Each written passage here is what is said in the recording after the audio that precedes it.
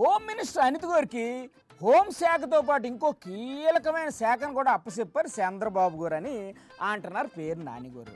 మరి ఆ శాఖ ఏంటో నానిగారును కనుక్కుందాం. నానిగారు ఏటా శాఖ? మెడికల్ కాలేజీలకి టెండర్ పిలిచాం అని చెప్పి గొప్పగా చెప్పారు. పిలిచారు, ఏట్ లాభం? ఎవ్వరూ ముందుకు రాలేదు.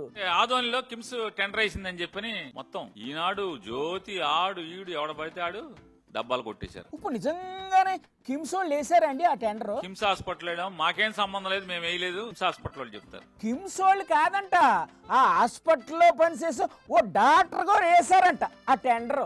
కిమ్స్ లో పనిచేసే డాక్టర్ తో వేయించారు దొంగ టెండర్. అందులో పనిచేసే అటెండర్ తోనో శవాలు కోసేవాడితోనో వేయించలేదు టెండర్. అక్కడ సంతోషం. సార్ మీరు వాళ్ళకి లేనిపోని ఐడియాలు ఇవ్వకండి సార్, నిజంగా వేసినా వేయిస్తారు. మా ఊళ్ళో హల్వా దొరుకుతుంది, లేదా విశాఖపట్నం జిల్లాలో కూడా హల్వా ఉంటది. ఏం హల్వాది? మాడుగుల హల్వానా? మాడుగుల హల్వా, బందర్ హల్వా. ఎందుకు ఇప్పుడు ఈ హల్వా టాపిక్ ఎందుకు వచ్చిందండి? హల్వా తిన్నట్టు తినేస్తున్నారు కదా జనం సొమ్ముని. హల్వా అన్నాక తినకుండా ఎలా ఉంటారు సార్? తానా అంటే తందా అనే మామూలుగా బుర్రకథకి పక్కన డోలకు కొడతారు కదా. ఇప్పుడు ఎవరు తానా అంటున్నారు, ఎవరు తందానా అంటున్నారు? చంద్రబాబు నాయుడు గారు తానా అనగానే వెంటనే ఆంధ్రజ్యోతి, ఈనాడు, టీవీ ఆపై తందానా అని కొట్టేయటమే. వాళ్ళకి అప్పగించిన డ్యూటీ వాళ్ళు చేస్తున్నారు, అందులో తప్పేటి ఉంది? మీ డోలక్ బ్యాచ్ కి కిమ్స్ టెండర్ వేసిందని ఎవడు చెప్పాడు? బాబు గారికి క్రెడిట్ వస్తుందంటే నార్త్ కొరియా అధినేత కిమ్ కూడా టెండర్ వేసాడని రాసేస్తారు. ఇక మన రాష్ట్రానికి చాలా ధైర్యశాలి, దీశాలి మరో రాణి రుద్రమదేవి.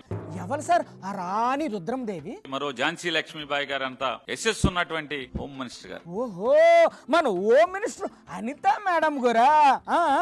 మర్డర్లు అయిపోని, కిరాతకాయలు అయిపోని, అమ్మాయిల్ని చెరిచేయని, చెరబట్టని, చంపేయని, ఆస్తులు లాక్కొని కబ్జాలు చేయని ఇక్కడ ఆవిడ అసలు మాట్లాడరు. అంటే నేను అడిగా చాలా మందిని, ఏమడిగారు?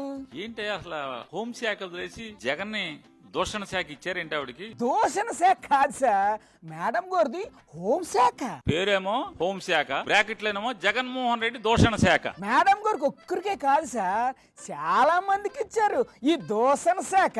అందుకే పోటీలు పడి మరీ దూషించేస్తున్నారు.